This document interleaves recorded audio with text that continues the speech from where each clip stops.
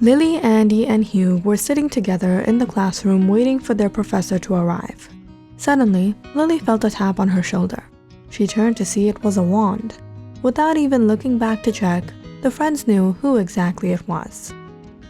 "What's up, Hermione?" "Thanks for the notebook, Andy," Catherine said as she placed the book on the table. "No problem." Catherine furrowed her brows. "Is that the new fashion these days? Since when have you started carrying coins in your ears?" Catherine pulled the coin out of Andy's ear. Where did... Catherine turned to Lily and Hugh and pulled out a coin out of their ears as well. "You guys too?" Lily and Hugh both held their ears. "No way, it was in your hand." "What? No, it wasn't." Catherine put up both her empty hands. "But I can get you a coin if you need one." Catherine closed her fist. "A Keo coin." She opened her hands and there it was, a coin. "Catherine, you have to teach me how you do that." Catherine chuckled. "Maybe you should learn this one too then." She closed her palms once again. Evanesco! When she opened them, the coin was gone. She looked at Lily, raising her brows. "Sorry, Lily, having a little trouble with my spells. It keeps sending the coins to..." Catherine stretched forth her hands and pulled yet another coin out of Lily's ear. "You're crazy, how do you do these tricks?" "Trick? It was no trick. It was real." Catherine held up her hand. "Akio, the spell to make things appear." She rubbed her palm and revealed a coin. "And Evanesco, the spell to make things vanish." "Haven't you watched Harry Potter?" Catherine rubbed her palms again, and the coin was gone. Andy, Lily, and Hugh looked at Catherine in confusion.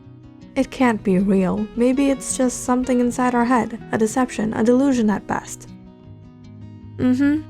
Sure it was. But have you ever wondered why that should mean it isn't real? All right, Hermione, enough of the wizard talk. Tell us how you did it." Catherine Brunson loved magic. She loved performing in front of her friends and even those who stopped to take a look and be amazed. She was only 17, from Monte Vista, Colorado, but she recently got enrolled into college in Colorado Springs. Over only a few weeks since college began, Catherine already made a bunch of friends and fans, from students to professors that would be absolutely stunned by her magic tricks. However, the trick itself was the least of the interesting parts for Catherine. They were second nature to her.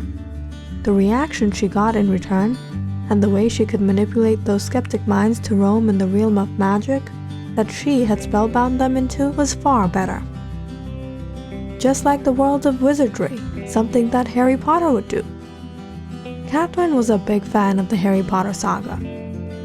She had read every single book and watched every movie. As a matter of fact, she knew every spell and every charm, and often tried to replicate it into the real world. Magic was practically a portion of her life, her personality, her character. Her friends, however, weren't as obsessed about magic as they would say Catherine was. But whenever Catherine would invite them to another magic show somewhere nearby, they joined in. Because who doesn't like a good magic show?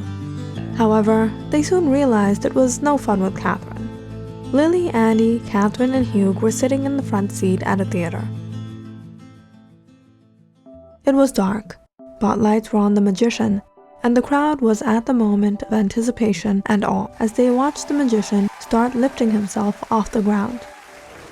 Lily, Andy, and Hugh widened their eyes, shifting in their seats as they watched the magician levitating a feet above the ground. His assistant waving over his head and under his feet to show there was nothing holding him up. Catherine glanced around, shaking her head at the gullible audience. "It's so easy to fool you guys. The man's feet are dangling. Those aren't even his real legs. He's standing slanted on a glass box behind him, and it's only an illusion."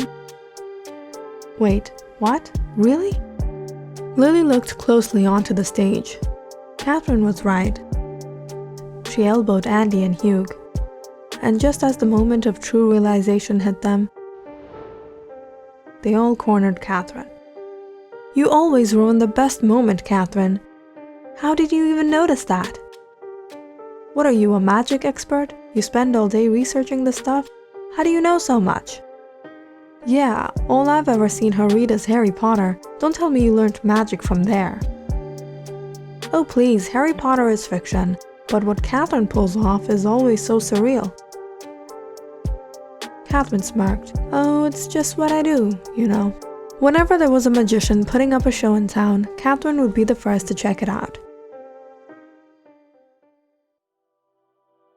It had been about a week since Catherine had been seeing posters, flyers, and billboards about a new magician in town, Zachary Edevane.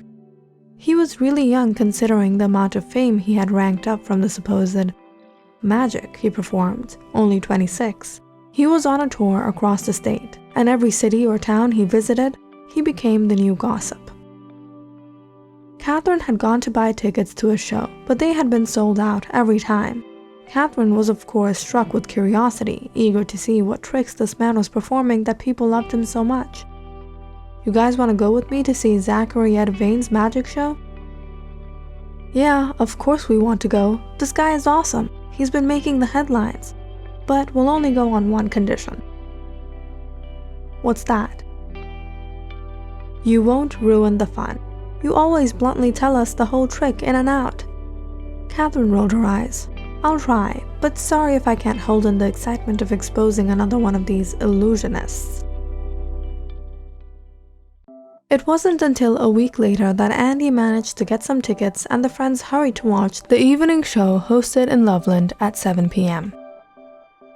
But when they got there, Catherine and her friends were waiting in their seat for about half an hour, and Zachary Edevane hadn't arrived. When the time started reaching an hour, people in the audience started to get angry. They started yelling at the stage crew, demanding they start the show. "Where is he? Is this why we spent so much money coming to the show?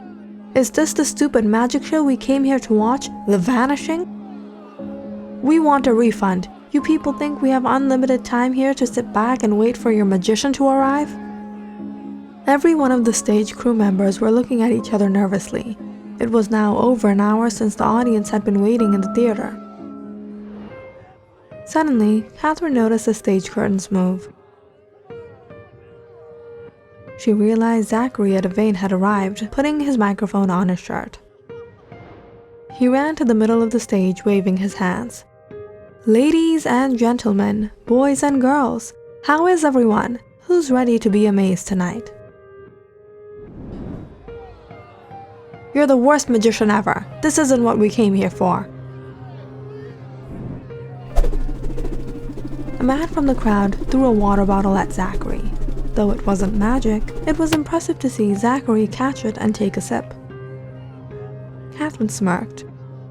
Quick reflexes. This guy's probably going to be a little hard to decipher. "Hey, thanks for the water, man, but I've never tasted water this sweet. This almost tastes like..." Zachary gave the water bottle a shake, and in seconds the water turned into a deep golden color. "Apple juice?" Catherine raised her brow, looking at the crowd gasp. Wow, he had caught her off guard with that one.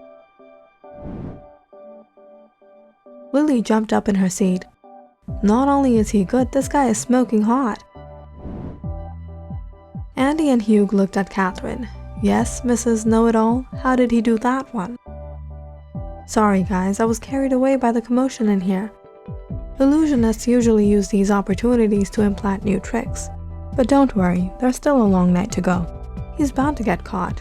It's my eyes we're talking about. Zachary motioned the crowd with his hands, with a confused look on his face. Catherine watched him intently. He wasn't getting away this time. Zachary asked the crowd, "What's wrong? Why are you all angry?" "We've been waiting for nearly 2 hours." Zachary took a look at his watch and furrowed his brows. "What are you people talking about? The show was supposed to begin at 7 and it's only 6:55. Zachary pointed at the large clock on the auditorium wall. People in the crowd stood up, checking their watches and their phones. "How did he do that? This is unbelievable!" Lily shouted out.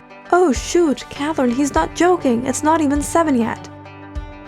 Catherine widened her eyes and took a look at the time herself. "How did he? I don't know."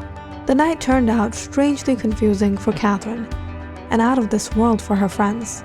Catherine was utterly bewildered. In all history of great magicians, Houdini, the great Lafayette, or the great Randy, nobody has ever performed tricks like Zachary at a vein. He was truly better than all of them. At the end of the show, everyone applauded as Zachary jumped off the stage and ran down the aisle through his fans. Lily pushed through the column for a chance to get his autograph. "Zachary, Zachary, I'm your biggest fan. You're amazing. Tell us how you did the time trick." Zachary searched through the crowd. Who said that? He finally spotted Lily and smiled. He walked through the crowd and stood in front of Lily. Zachary suddenly made a rose appear in his hands and gave it to Lily. "For you, sweetheart. What's your name?" Lily widened her eyes, her cheeks red and blush. "Lily? Oh, Lily. Sorry about that." Zachary took a handkerchief out of his pocket and covered the rose in Lily's hand. To everyone's amazement, he smiled and pulled the handkerchief off. In Lily's hand was no longer a rose, but a lily. Lily's jaws dropped as she looked at Zachary, absolutely speechless. At the time, it was just an elementary trick of time dilation.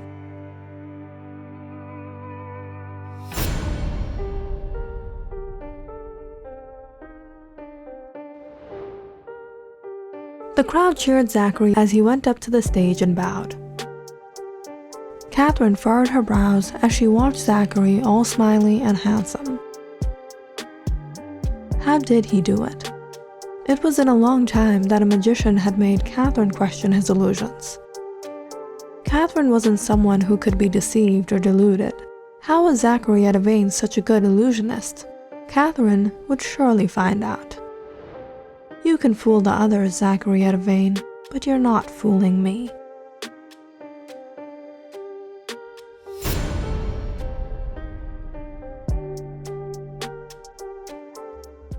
Click on the subscribe button and check out more awesome videos on our channel. And don't forget to press the bell icon because you know it's interesting.